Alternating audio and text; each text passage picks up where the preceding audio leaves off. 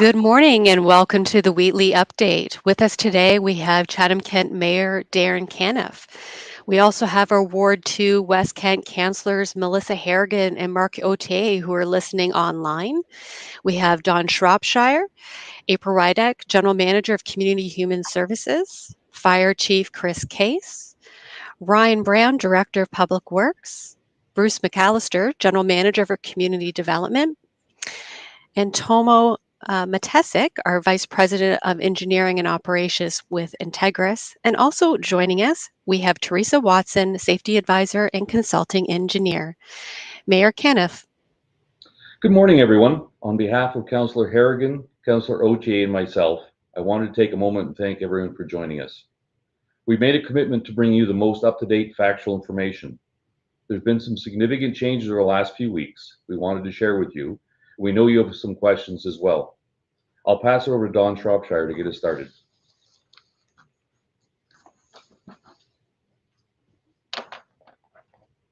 Thank you, Your Worship. Good morning, everyone. I've got a brief slide deck to go through to highlight some of the key information, and then really the majority of today hopefully will be questions and answers. We understand that it's been over a month since we last had a conversation together, so we want to make sure that if you have any questions, anything at all that you'd like to get clarified, opportunity to do it would be this morning. So next slide, please, Amy. So since the last time we spoke in April, there's a couple of milestones I wanted to highlight. On May the 6th, 11 property owners received letters from our chief building official, and they were orders to remedy unsafe buildings. Those are all of the buildings that were identified by our chief building official as may have some structural damage or some issues that need to be rechecked by a civil engineer or someone to ensure that they're safe before they are reoccupied. So if you have not received a letter, it means that our chief building official has not identified that property as an area of concern with regard to the structure of the building. So if you have any questions about that, please contact Paul Lassine, our chief building official, but otherwise the people that need to be notified should have already received their information. On May the 11th, we received information about updates to the work on the site. We sent out a bulletin to all of the residents on the email distribution list and also shared the information with our media. Back on April the 9th, we have identified for people that we thought all of the work would be completed by the middle of May. We found out, late last week that was not going to be the case. It was going to be likely an additional 6 to 8 weeks. That's a moving target, and we appreciate that causes a lot of concern for people. So we wanted to have a meeting today to make sure people understood what was taking place and why there needed to be an extension. So that's one of the primary purposes of today. Work on the Tate well, it continues this week. In fact, we believe that all of the cementing was completed yesterday. So that's good news. Tate well is the well that's in the middle of the municipal parking lot behind the former Pope building. And so that work is continued. The work on the other 2 wells that have been excavated and vented, that's going to continue over the coming weeks, but that work is underway. So those are the primary operational updates. And if there's more detailed questions people have, we're happy to answer that during the Q&A. Next slide, please, Amy. There's also some positive news that we want to share with people. We are in a position to reduce the size of the evacuation zone further. Teresa Watson, who's on the call with us today, has been working very closely with Chief Case and our engineering team to evaluate the safety of the site and to confirm what areas need to continue to be in an evacuation zone and which ones can be released. So there's a couple of key steps that put us in a position to recommend to reduce the size of the evacuation zone. One is that work on the Tate well over the past several weeks, it's not resulted in any major changes to the gas emissions, meaning that there's no reason to suspect that the work on that well has caused any increased risks to the community. There's a flare stack and a collection tank with some gases. Teresa's been able to recommend how the flare stack and collection tanks can be put into a smaller footprint It means that the setbacks from the what would have to be contained in the evacuation site can be reduced. We've also had, since our last discussion, several weeks of additional gas monitoring. That's been a major part of the work that's been undertaken by Golder and Associates. They've been working with a gas monitoring contractor and experts at the University of Windsor to continue to analyze the gas sampling. And we're happy to report that although there have been some minor emissions, there's no significant emissions that would cause a reason for concern. So we have confidence that the evacuation zone can be limited, and with an end result is that there are going to be far fewer people that are going to be impacted by the extension of work beyond May. Next slide, please. Okay, we'll do the next slide directly. So this is a map showing the size of the evacuation zone. The red perimeter, that was sort of our original evacuation zone, and then it was further reduced. There's a green line, and then in the middle there is a purple line around what is going to be the new proposed evacuation zone. You'll notice that there's a yellow area to the west. That's the area where the library and church parking lot are. That's going to continue to be maintained as the site for the operations in Wheatley. They need ongoing access to a variety of things, including the Wi-Fi and so on. So we'll continue with our temporary location for the library services. There's a thin yellow corridor that provides access to the evacuation site. And then contained within that purple area are the areas where the work will continue and what we described various times as the hot zone. So there'll be a map. This map and the entire presentation will be posted on our website so people can take a longer look at it. But right now we still have a couple of residential properties. The actual numbers of the properties you can actually read if you can look on the site. It's a little bit too small for me to read, but the property that's directly across from the parking lot on the north side of Elm Street, and the property immediately to the east of the municipal parking lot, also on Elm Street. Those will continue to be in the evacuation zone. We just haven't been able to find a way to reduce the proximity of the venting stacks and the wells from those properties. But the majority of the other buildings will be either a combination of businesses or rental properties. And we'll be talking in a moment about how people will be notified to discuss those. But this map, if you look online, you can actually see that it's you can enlarge it to the point where you can actually see the numbers on the street, so you can actually know the exact residents which will be impacted or not impacted. So again, we're not the full way there yet. But we've been able to reduce this to fewer than 20 properties from over 100 that were originally impacted by the evacuation. Next slide, please. It's important to know that there are a number of steps that have to take place. We received word last week. There was recommendations from Teresa Watson and Chief Case about the reduction in the size of the zone, and it's important to note that we're communicating this to you as quickly as we can, as the mayor had indicated, but there still has to be a couple of steps before we actually open it up. And I just want to make sure that we're managing expectations. This work we're expecting will be completed over the next couple of days. As I've already mentioned, work was completed on the Tate well, completed meaning that it was plugged with cement yesterday.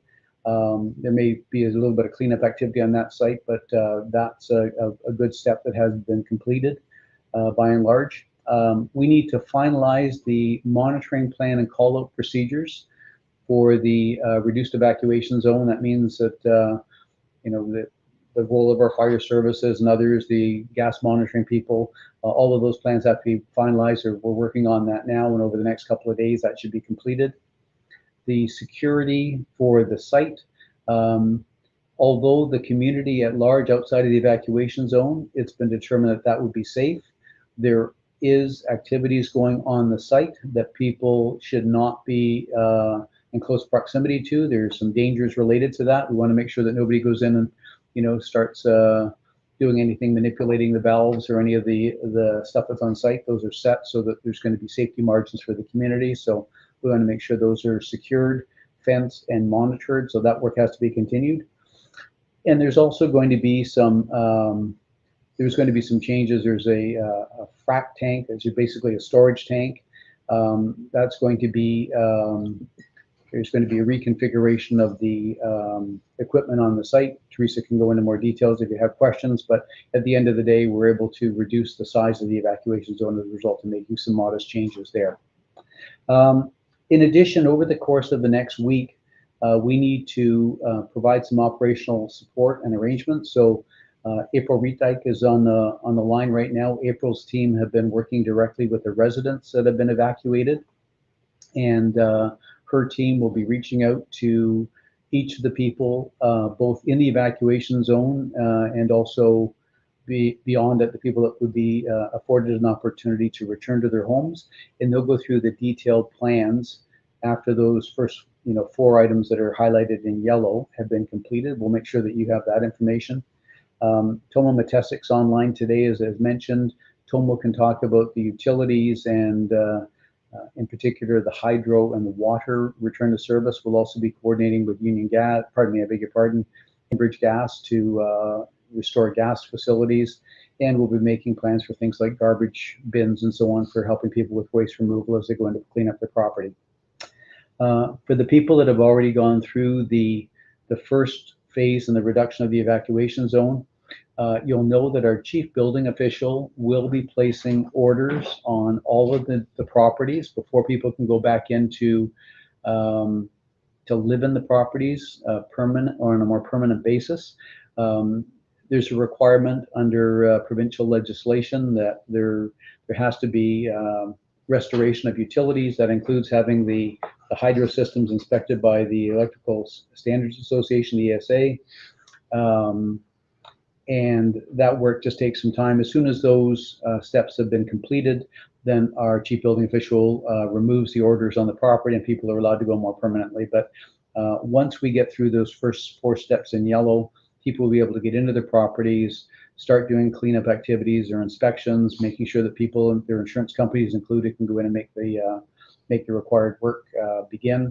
And as people have found out for the first line of evacuation reductions a couple of weeks ago, depending on availability of tradespeople and so on, that can take a couple of days or a few weeks to complete that work. But at least we're moving in the right direction. We think that's positive. So I want to make sure that before we leave the slide, people realize that, we're communicating this to you today so you can start making plans, but the work does have to be completed, the highlighted pieces, before we can actually allow people to go back into their properties. And we're hoping that will be done over the next couple of days and people will receive the direct call. I failed to mention Bruce McAllister's on the call today. His team working in economic development will be in touch with the business owners to provide the same type of coordinated response as April's team will be providing to the residents. Next slide, please. Okay.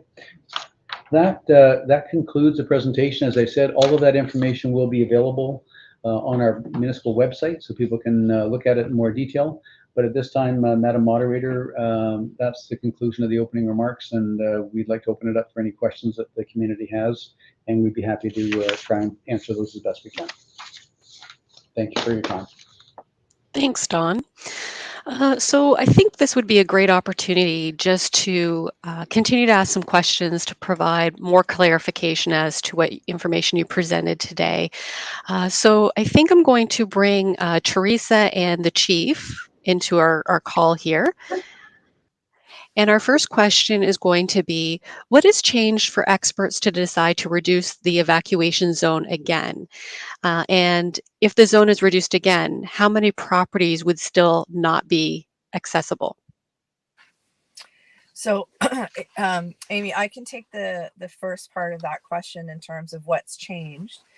So we've been doing very close monitoring of the emissions from each emission point over the last, well, since January, very close, since we've had the whole gathering system and venting system in, we have not seen H2S above 1,000 parts per million since early in January.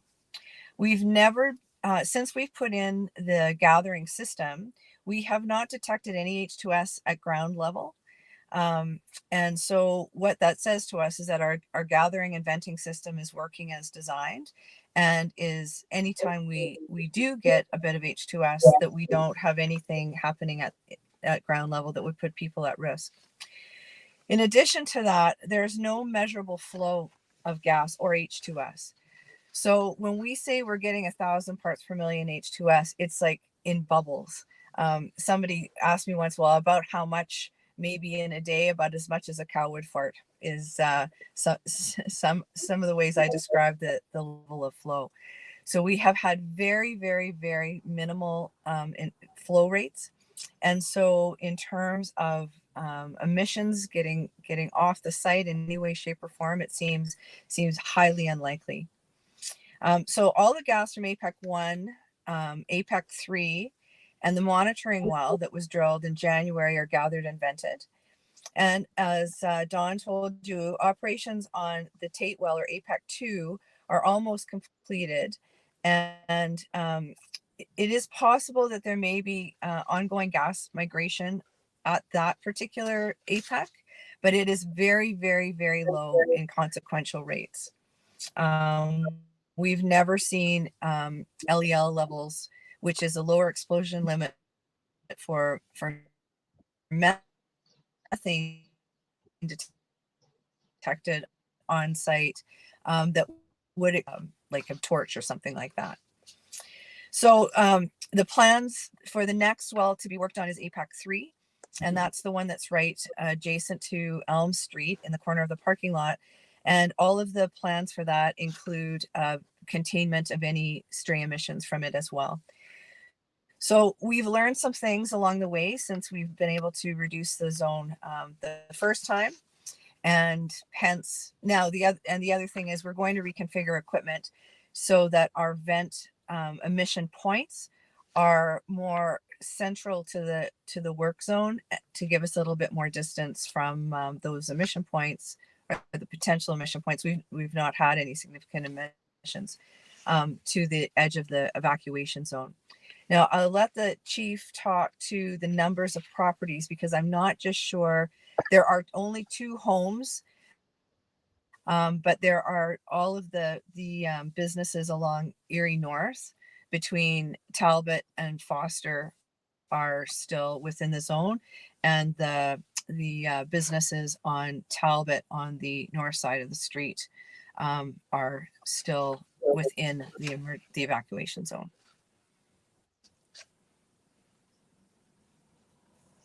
So, Chief, I don't know if you have better numbers than that. I think it's worth just, people always ask what has changed. So I'm just going to quickly go back and talk about how we've got to where we are. So just after the explosion, the entire safety of the site was down to the firefighters and the hazardous materials team, just taking readings around the area. And the reason why the firefighters are on site is for the safety of those people who live immediately around the evacuation zone, because that must be a very difficult position to be in, as well as being evacuated. So that was then enhanced by provincial contractors bringing gas detection system to the ground, and engineers like Teresa and Golder came on and began to create systems that could channel and safely analyze and dispose of the gas as it came out of the wells. So as that has been going on, we've been getting more and more information, and the risk to the people around the area is beginning to reduce because of the work that's taking place. And effectively, we've been running a 24-hour-a-day fire station from the library since pretty much the time of the explosion.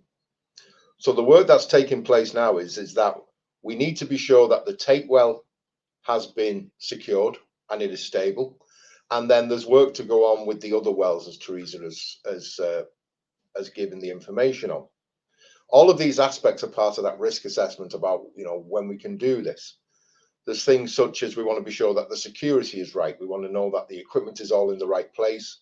And we want to be sure that our emergency systems are able to respond in a manner that's appropriate with the risk. So the risk is there, and we want to make sure we can respond to that risk. So I would suggest that once we get down to this smaller zone, that will probably be the limit of the zone until the work is concluded, I would imagine. There may be times we can move it, but it's pretty much at the point where it's as small as it would get, I would suggest. So for now, we've seen a gradual increase in management of the wells over the past 6 months. And as that management increases and the risk comes down, then we're able to reduce the safety measures that are required to deal with the risk as we know it. So that would be my submission to assist. But if it wasn't for the work of the engineers and Teresa, then these are the experts who come and really give us the information that we've been wanting for such a long time. These are people who know about this stuff. They're the people who can give us the best advice, and we are currently following that advice. Thank you, Chief. I'd like to stick with you for just another moment. Online, a question was submitted by Jeremy, and he would like to know, will the fire marshal's report be made available? I've been advised that the fire marshal's report is still not published, but every other fire marshal's report that's ever been published is available as required. So I can see no reason why the fire marshal's report would not be made available. Thank you, Chief. I'm going to bring Dawn back in to the call with you. A question that was submitted ahead of time was, with the reduction of the evacuation zone, will there still be security? And if so, where will they be located? That's one of the pieces of work that has not been finalized yet. That was one of the areas that were highlighted in yellow. I had a conversation with Chief Gary Kahn for Chatham-Kent Police Services, and reviewed with him the requirements for ongoing security for the site. So from the police standpoint, it's a whole lot better on a number of different fronts. A smaller area, there's fewer sight lines, and an opportunity to revisit where police services are deployed or the security staff. So yes, there will have to be ongoing support. Chief Khan will be working on that over the course of the next week or so, and as soon as that's confirmed, we'll be able to tell people where the police will be located. I think it's also important to note that with the change in the evacuation plan, Talbot will be reopened. So Talbot Trail, there'll be two-way traffic allowed on Talbot Trail, and people will be in a position where if they want to have people come to their businesses and so on, that will be opened up, saving except for what continues to be in the evacuation zone. Thanks, Dawn. I'm going to continue with you. This also might be a question for Bruce McAllister from Community Development. Laura submitted a question yesterday and would like to know, once all remediation is completed, will the Legion ever be able to reopen in their current location? And you must have an idea as to what will happen to the few downtown businesses still standing in the evacuation zone. Now, I know you did mention that the chief building official and building services, development services will be connecting with people. But just wondering if you could provide a little more clarification of what maybe those steps might look for. So thanks, Bruce, for joining us this morning, and I throw it over to you, please. Yes, thanks, Amy. So as Dawn mentioned at the start of the presentation, there was 11 property owners that received a letter last week from our chief building official, just putting on notice that they will receive a formal order once the evacuation zone is lifted, because to, in essence, do anything with your building, you have to have access, right? But at least letting those folks know that they will be getting an order, because we have seen structural damage. What that means, it's really on the determination of the structural engineer as to whether the buildings can be rehabilitated, whether they feel they need to be torn down. That's really what the order is all about. So all of those that got those orders are still within the reduced evacuation zone. So I can say here today that everybody that will be outside of the reduced evacuation zone will not be getting or has not received one of those letters. So you simply be getting an order, as Dawn noted, for that all utilities must be connected and an inspection before you can occupy, but you can still get in and do your work. Okay. Thanks, Bruce. So this next question will be for Tomo from Integris. So for homes that were in the reduced evacuation zone, will they have access to electricity and gas? And when will their utilities be turned back on? Or what process would people need to do once they have access to their homes? Who do they call in order to make arrangements to have utilities turned back on? So Tomo, will you be able to provide some clarification? Sure. Thank you, Amy. The process that follows right now is once you have access to your home, to get your power reconnected, you'll have to have an electrician come in and certify that the home is, or that the home or building is safe for occupancy and the electrical system is working. So contact your local electrician. It's a 4-step process. The electrician will come in and inspect the electrical system in your home. They'll contact the Electrical Safety Authority. The Electrical Safety Authority will sign off and say that, yes, issue a permit for the electrical system to be re-energized. Once we receive that notice from the ESA, then we'll be good to come and reconnect your home. So we have a 4-step process flyer that we provided to the first set of residents that we reconnected. We'll provide that 4-step process to you again in writing, and we can post that online as part of the package. Sorry, just checking to make sure. And that'll walk you through the steps that you need to do to reoccupy and get your electricity reconnected. Thanks, Tomo. I'm going to bring in Ryan Brown, our Director of Public Works, so he can provide some clarification on what the process will be for water being turned back on. Ryan? Thank you. So we had some experience with the first reduction in the evacuation zone. The steps to get your gas and your water back on after hydro is outlined in the document that'll be posted on our website. We're going to make some updates to it, and all the phone numbers to contact Enbridge and to contact Integris to get your water turned back on are in there. We've gone through that process with many of the people that have already been allowed to come back home, and it took some time. But everybody that was able to did get through that process. So that will be outlined in the recovery document that's also posted on the Wheatley website. The phone numbers for Enbridge, the phone numbers for Integris are in there. And when you make those appointments, workers will come out and turn your water and your gas and your hydro back on. Thanks, Ryan. I'm going to bring into the conversation April. So a previous question someone had submitted is, my home is in the evacuation zone. When I get back into my home and there's damage, who do I call? What is the process for getting my home fixed and the cost covered?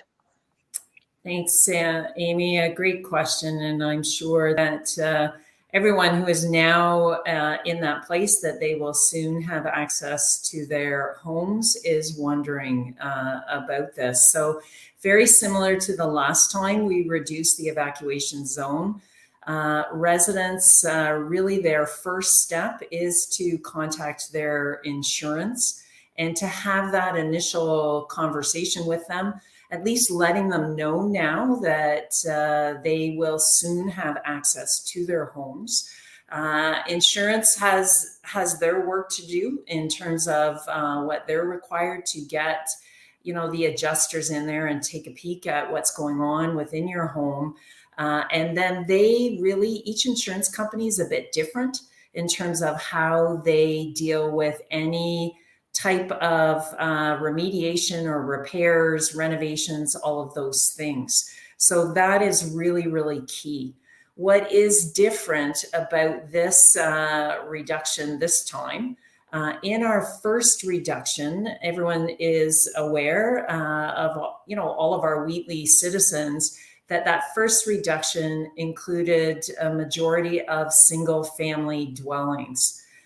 This reduction includes a significant number of multi-residential units, individuals that are tenants living above businesses and storefronts as well. So Bruce's team and my team will be working together to navigate through helping both our tenants and connecting with building owners and landlords. These things have to work in conjunction with each other. So we'll be really working hard to make sure that we can get our tenants access as quickly as possible to their apartment units. We have case managers that are set to begin calling next week as soon as we get that information as to when the fences are going to be pulled back, and that, as Dawn has indicated, is still in the works. But if anybody has any additional questions, they can reach out to their case manager. And that number, just so that everybody has it, is 519-351-8573 during business hours, and that will get you someone to discuss your situation with. Every situation is different. Everyone will have a different path to follow. I also want to state that when we reduced the evacuation the first time, we created a document that it's very lengthy. We apologize for that, but it provides information, everything from the steps that Tomo talked about and Ryan talked about getting utilities on, all the way through to contractors and restoration companies, how to reach your case manager, how to contact victim services if you're feeling really stressed about this next step. So certainly we will get that document back out to all of our Wheatley citizens that are on the subscription list. We'll push that out, and certainly case managers and Bruce's team will have access and can share that as needed. My final comment, Madam Moderator, is that we continue for the residents to have commitment from the Ministry of Municipal Affairs and Housing that they are very aware that just because you now have access doesn't mean that you are able to occupy your residence yet. And the Ministry of Municipal Affairs and Housing will continue to work both with our residents and our case managers to assist with accommodation costs until people are safely able to get back into their homes once again, once all of the work has been completed.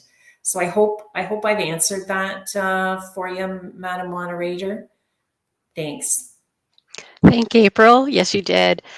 So I'm going to bring Teresa and the fire chief back on. And so I know there's quite a few unknowns still as you're looking at the site and continuing to work.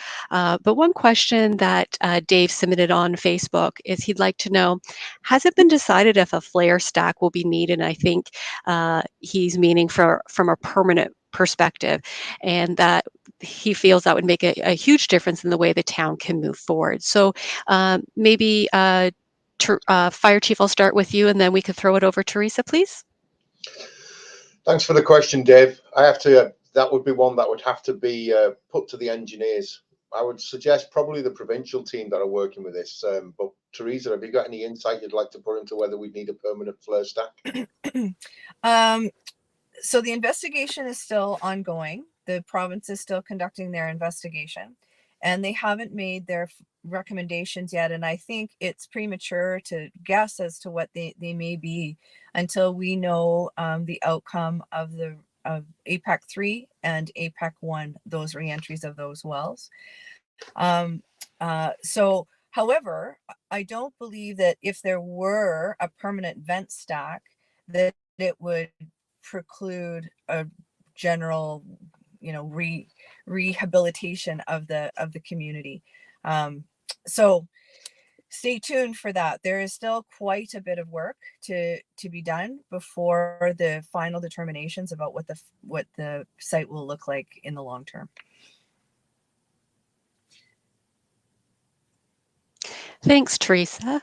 There's another question here online that I think you might be able to help answer, but might also be something that we need to throw over to Bruce McAllister as the General Manager for Community Development that handles planning.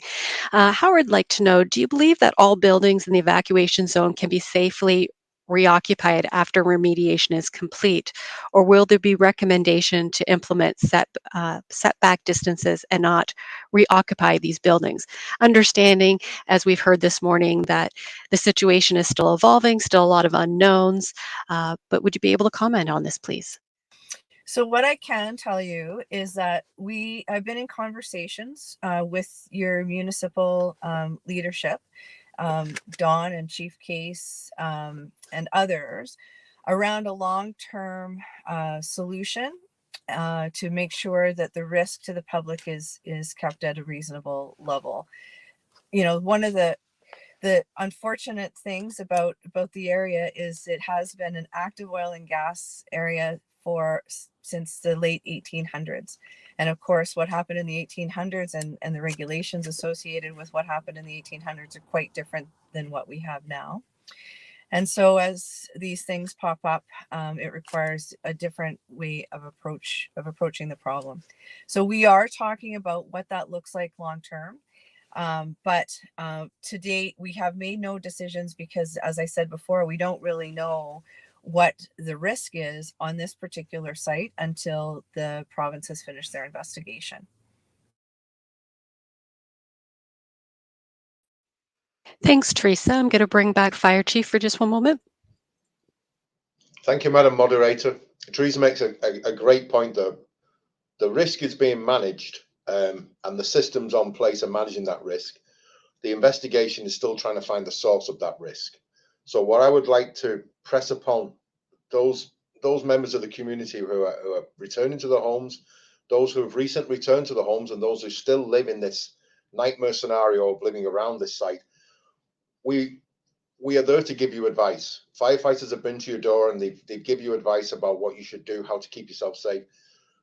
Whilst we carry on working through this problem, please be vigilant. You know, we will continue to monitor the safety of our community is still our primary responsibility, our primary concern, as we have done from the very start. So I'd appreciate the cooperation from the community has been immense. I mean, the support for the firefighters, the support for the crews, the ways that people have engaged and had a really good, honest discussion about safety.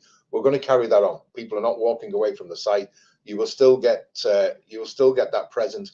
And once this zone reduces down again, the firefighters will once again come around to homes and knock on doors and ask questions and make sure that everybody knows what's going on and what they need to do to keep themselves safe. So this is that, rather than this being the end, this is just part of the process that we're trying to work through to make sure that people can get back to some form of normality, because, you know, good grief, it's been such a long time that we all need to get back to some form of normality, but we need to be informed of the risk and be able to deal with it together. So I just wanted to make that point that the investigation continues and we're working our way through this problem. Thank you, Chief.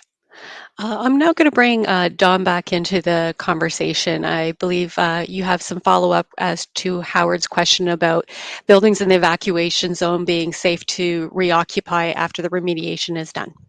Don? Thanks, Amy.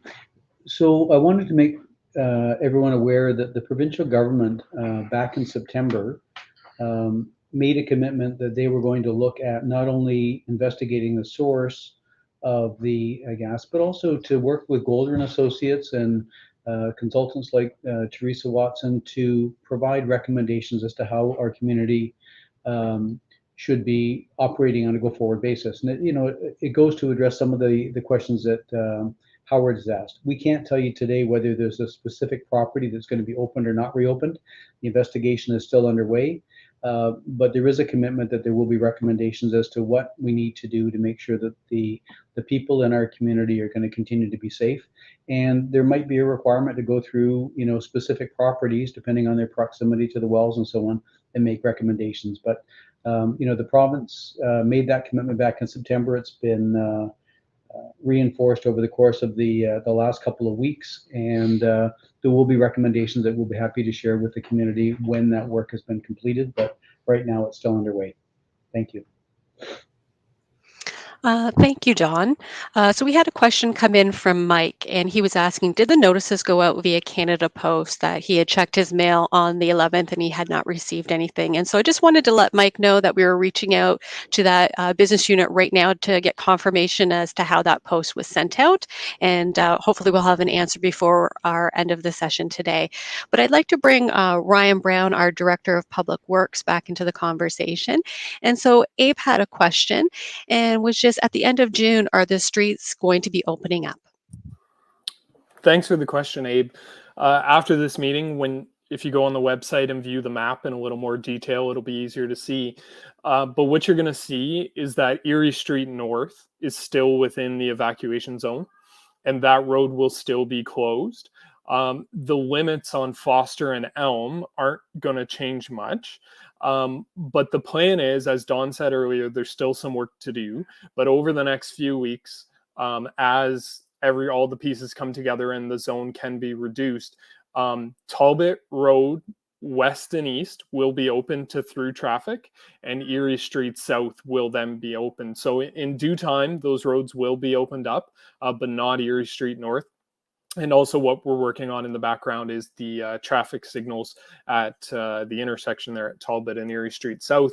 We're trying to determine if we're going to get 1 or 2 lanes of traffic through, and the lights need to be re-inspected and powered before that can come back into service. So yes, they will. It depends on the timelines, as Don mentioned earlier, but you'll see on the map which the limits and which roads will be open. Thanks, Ryan. I'm sure the residents will find that very helpful information. So I'm going to bring Teresa in. There's a question that was placed online by Dave, and I think it's a question that's been on all the minds of the residents, as well as the other of Wheatley, as well as the entire region of Chatham-Kent. And Dave asks, is there any chance that other wells in the area are safe or maybe unsafe? I know that's quite a very large question, and again, lots of unknowns that I've mentioned throughout this morning. But Teresa, would you be able to maybe provide some insight onto this, please? I can. What I can tell you is that wells are kind of like people. Everyone is an individual unto itself, and the risk associated with any well depends on a number of factors, including how it was constructed and how it was produced and how it was abandoned. I have looked at all of the known oil and gas wells that the regulator has records for within 2 kilometers of Wheatley. Some are safer than others, but the producing wells that are in the area are being managed well, I believe, by the operators that currently operate them. So producing wells are not really the kind of thing that I think we need to worry about. The bigger question is, I would say, wells that we don't know about. And I thought about this after the last question. And if you have a well, whether it's a water well or a gas well, on your property, and you're not sure about it, it is something that if you let Chatham-Kent know, we'll come and take a look and see what you've got and whether there is a risk associated with them. So it's hard to be able to say anything kind of carte blanche about every well in the area. So each one of them is an individual and has to be assessed for its own individual risk and what, if any, mitigation might be necessary for a particular well. Thanks, Teresa, for that information. And just wanted to get back to Mike with confirmation that the information was sent out via Canada Post, and to maybe be expecting a phone call from the municipality regarding your particular situation. So just a reminder to those who are watching to please enter a question or comment that you have. We will attempt to answer that in the coming days. But as I see no other questions coming in, I will throw this over to Don for maybe a quick summary as to, again, why the plan is being extended 6 to 8 weeks. Don? Thanks, Amy.